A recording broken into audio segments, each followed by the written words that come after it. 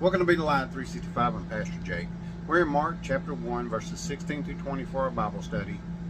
Now, Jesus is walking on the Sea of Galilee.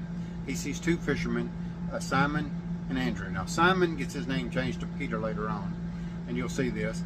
And they're casting out their nets, it said.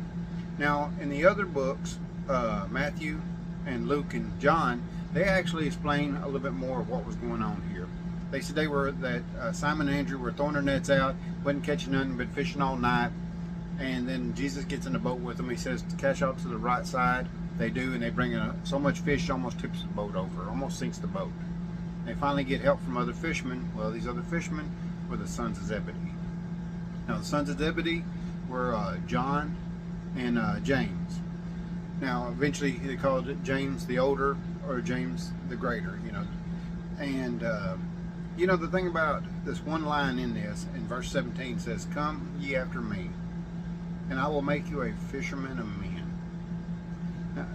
I grew up on a lake, and my dad went out fishing, and when I was little I didn't understand it until I got older. And you're out there fishing, and you catch that fish that's inside of you. There's a rush inside of you. Same thing as the Holy Spirit does when you're telling the Gospels to people. You can have this joy and just this overwhelming, it's a great feeling. I'll be honest with you, a very great feeling that the Holy Spirit inside you when you're talking the Gospels to people.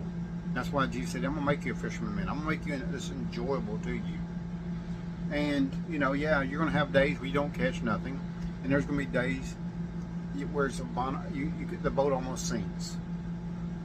And that's how we have to think about it. When we're out there every day, we need to be there for God, being a fisherman of men.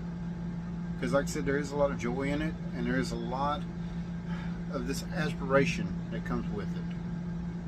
And like I said, the sons of Zebedee, this is another thing, is they were sitting there mending their nets after they got done with all this, and Jesus says, "Follow me," and they just left their dad and his servants in the boat and went on.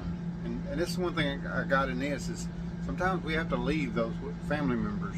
Sometimes we want to be with our family, but sometimes Jesus says sometimes you have to deny yourself, pick up your cross, and follow me.